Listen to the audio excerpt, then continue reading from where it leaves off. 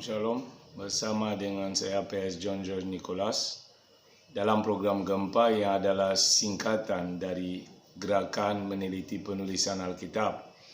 Hari ini kita akan mempelajari tentang tema mengambah kepada Tuhan, berbakti kepada Tuhan, mengabdi kepada Tuhan.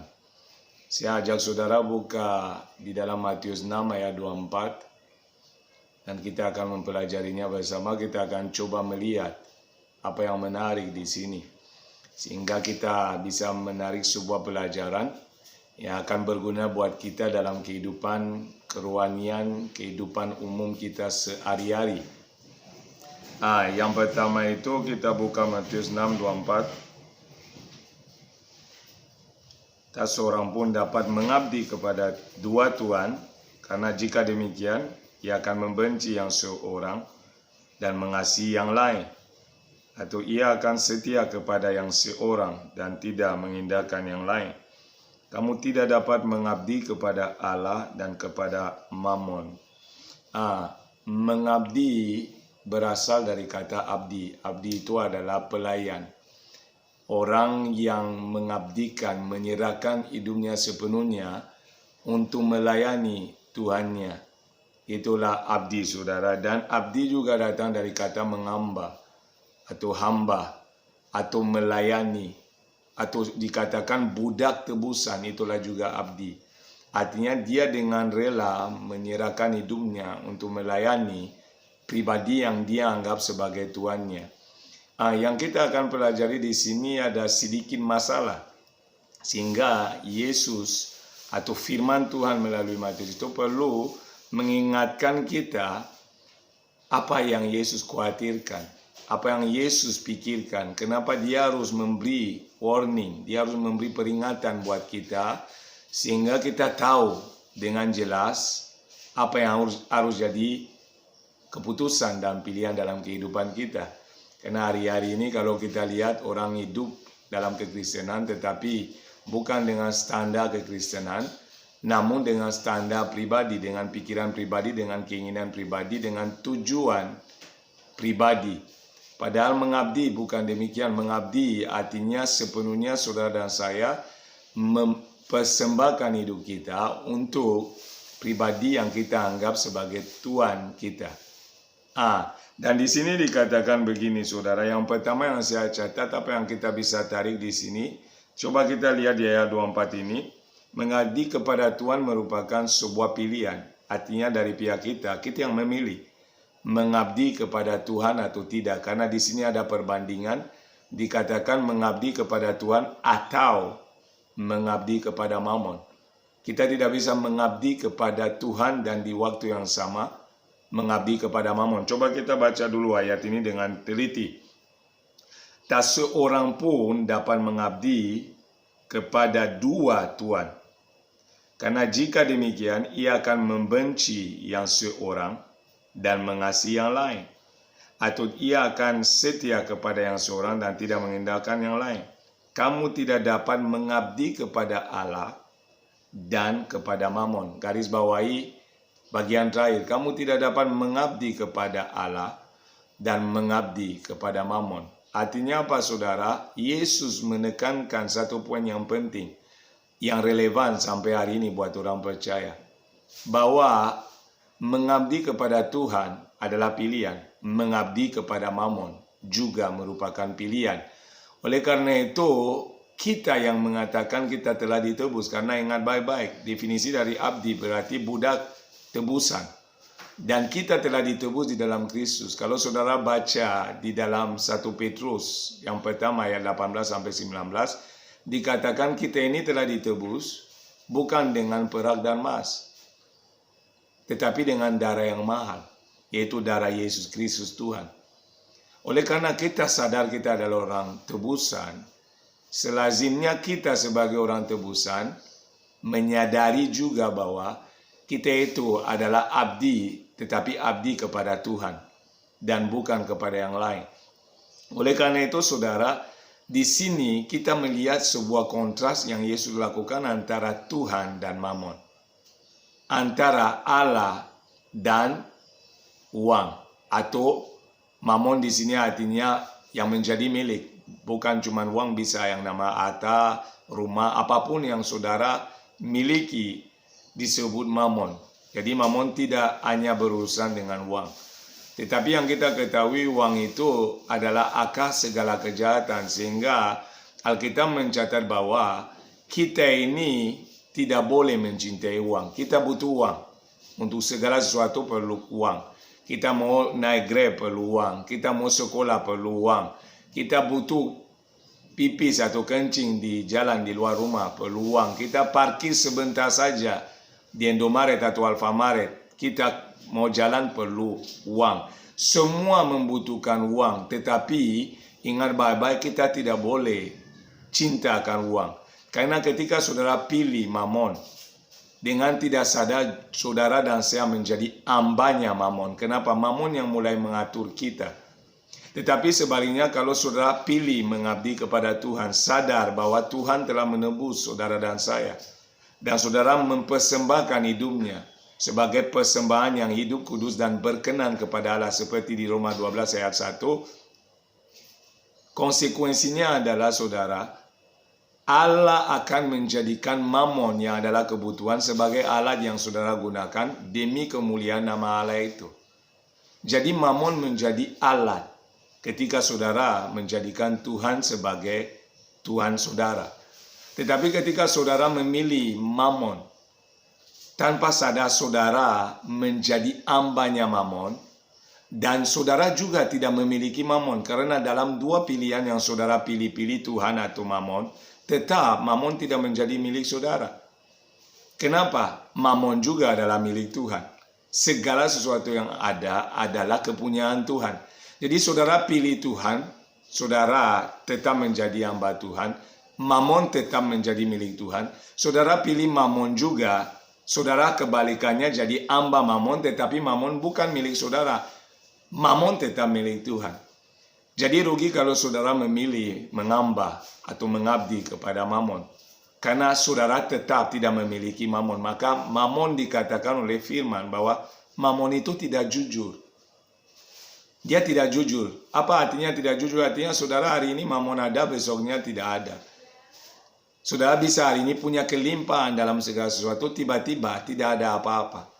Dan dia tidak bisa selalu menolong. Ketika saudara contoh sakit yang berat seperti kanker, kadang-kadang mamon tidak bisa tolong. Mamon tidak bisa beri kehidupan. Tetapi Tuhan adalah pemilik kehidupan dan Dia yang memberi kehidupan kepada kita. Bahkan Dia menebus kita dari maut, kematian yang kekal. Oleh karena kesadaran inilah, seharusnya saudara dan saya mengabdi sepenuhnya kepada Tuhan. Dan di sini itu adalah pilihan. Maka Yesus mengingatkan kepada kita, kamu tidak bisa memilih dua-duanya. Kita hanya bisa memilih salah satu. Kamu mengabdi kepada Tuhan atau kepada mamon, itu pilihan. Dan hari ini itu relevan. Banyak orang menyatakan Kristen tapi cinta mamon. Rela membunuh demi mamon. Rela memfitnah demi mamon. Rela melakukan apapun, bahkan menjual diri demi mamon. Kenapa? Prinsip ini tidak dipahami lagi oleh orang yang menyatakan diri Kristen. Kalau orang dunia begitu, itu adalah wajar. Mereka tidak mengenal kebenaran. Sebab Alkitab mencatat bahwa Tuhan tahu apa yang kita perlukan. Tuhan sediakan apa yang kita perlukan. Sehingga orang dunia mencari dan bergumul untuk hal yang disebut minum, makan, dan pakai. Kalau kita mengenal Allah, kita tidak bergumul untuk itu. Bukan artinya tidak kerja. Kerja itu adalah wajib. Kenapa? Manusia diciptakan untuk bekerja. Makanya ketika Tuhan menciptakan Adam, Dia menyatakan pergilah dan peliharalah taman itu. Pelihara artinya mengerjakan. Artinya manusia tidak malas. Manusia itu memang punya sifat Allah. Allah adalah pekerja keras. Manusia juga punya sifat yang sama. Tetapi ingat baik-baik bahwa orang percaya tahu bahwa Allah menyediakan apa yang dia butuhkan. Maka dia bisa sepenuhnya bergantung kepada Tuhan. Tetapi ketika kita mulai memikirkan bahwa ada hal yang tidak bisa Allah lakukan, kita akan cari melakukannya sendiri. Dan seringkali kenapa demikian? Karena kita punya tujuan yang berbeda dengan Allah. Kita bukan mengamba atau mengabdi kepada dia, kita jadi bos atas hidup kita sendiri. Disinilah masalahnya. Karena kita yang menentukan arah yang kita mau ambil, kita menentukan apa yang kita inginkan, kita menentukan apapun yang kita mau. Itu bukan sifat hamba, itu bukan sifat abdi, itu bukan sifat orang yang mempersembahkan hidupnya sepenuhnya kepada Tuhan. Mempersembahkan hidup kepada Tuhan artinya saudara sepenuhnya juga hidup dalam aturan yang dia tetapkan. Sepenuhnya saudara mengandalkan Tuhan dan semua yang dikerjakan hanya demi tujuan yang dia tetapkan. Itulah mengabdi. Yang pertama yang kita pelajari adalah pilihan. Maka Yesus mengingatkan, walaupun dia menebus kita, walaupun kita menjadi miliknya, dia tetap memberi kehendak bebas buat saudara dan saya. Apakah saudara mau mempersembahkan hidup saudara kepada Tuhan, atau saudara mempersembahkan hati saudara kepada Mamon? Di mana hatamu, disitulah juga hatimu berada, kata firman Tuhan. Oleh karena itu saudara, karena Tuhan adalah pencipta kita, penebus kita, Allah kita, pemelihara kita, hati kita sepenuhnya seharusnya buat Tuhan. Dan kalau sepenuhnya buat Tuhan, Mamon hanya menjadi alat, bukan sumber yang saudara andalkan. Apalagi cintai.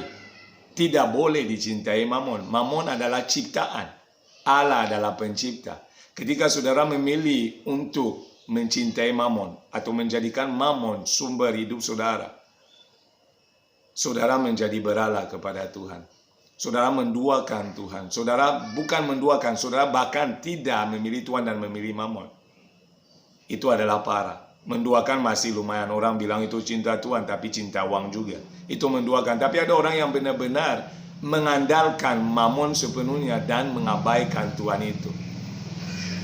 Disitulah masalah saudara.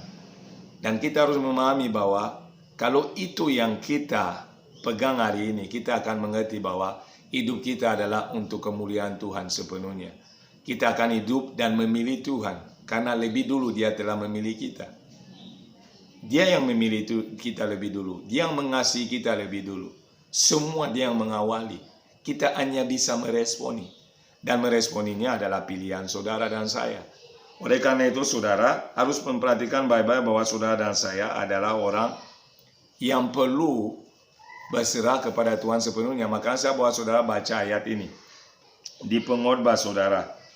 5:10-11.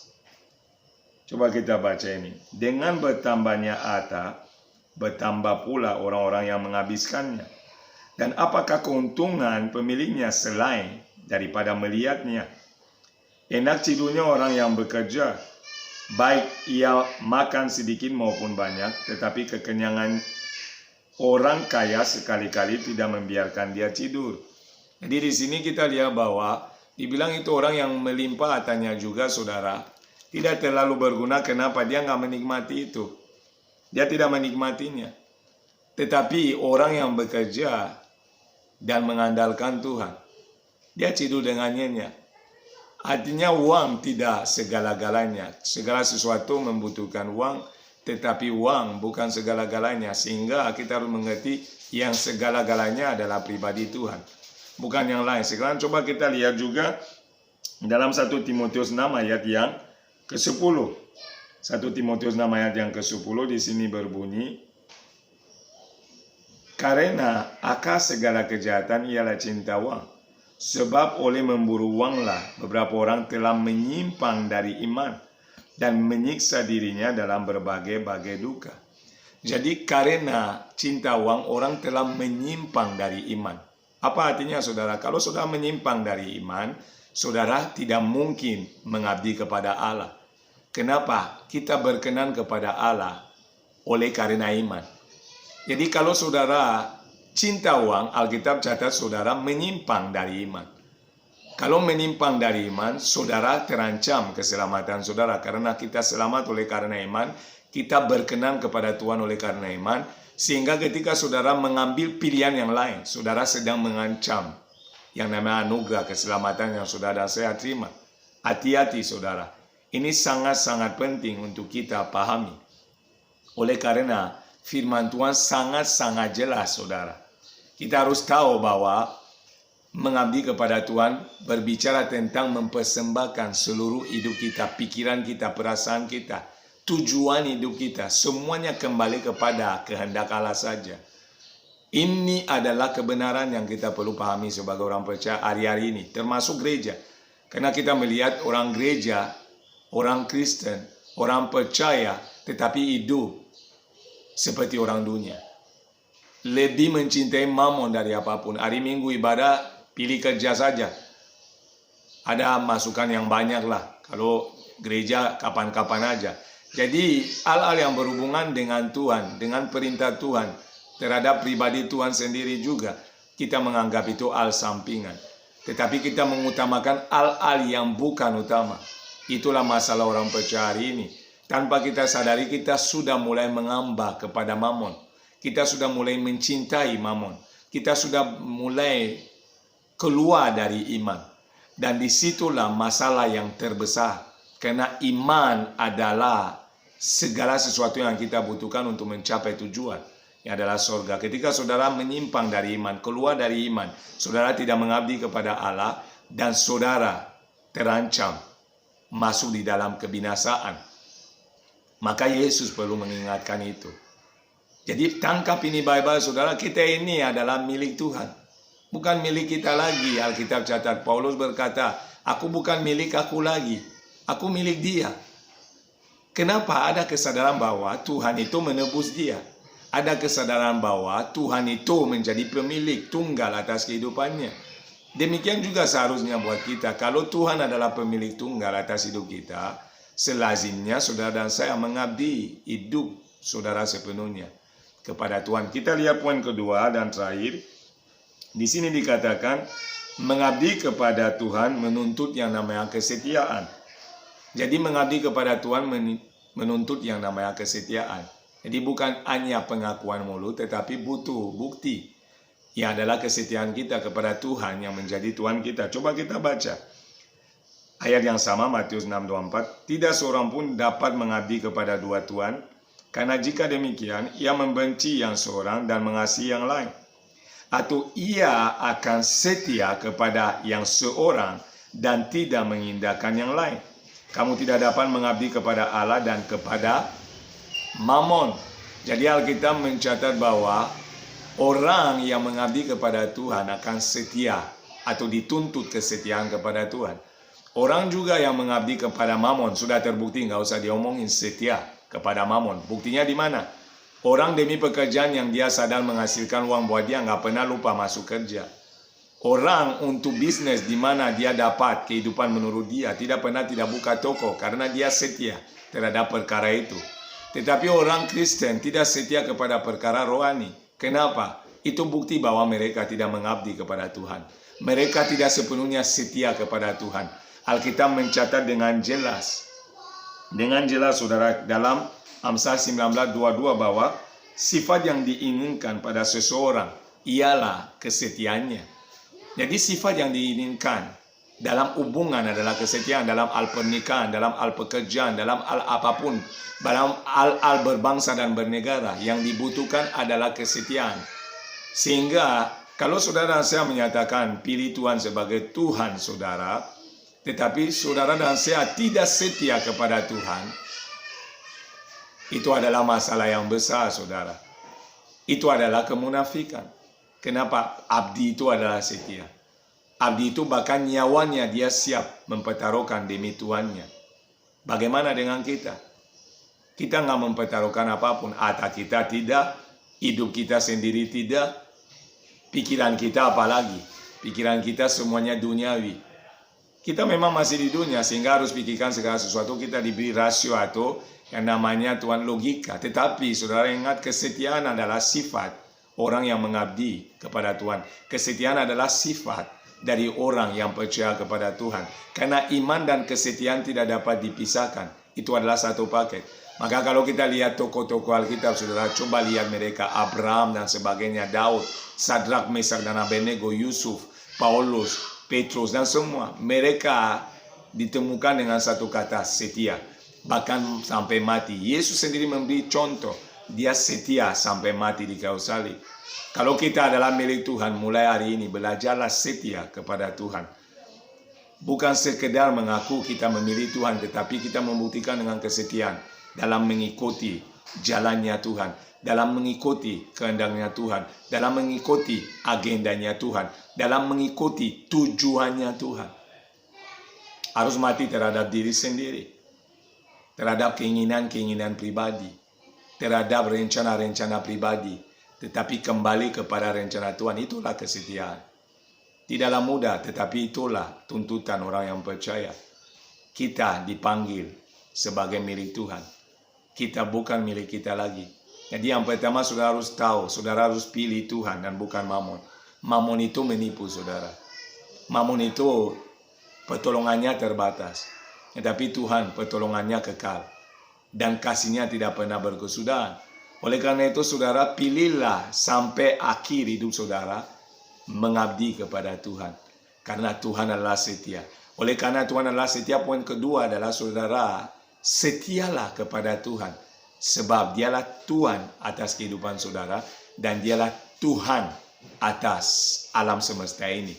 Demikian saya katakan saudara, kiranya menjadi sebuah perenungan yang membawa kita mengukur hidup kerohanian kita dan tetap hidup sebagai milik Tuhan dan mengabdi kepada Tuhan selagi ada kesempatan. Saya katakan shalom kepada saudara dan kiranya Tuhan Yesus memberkati. Amin.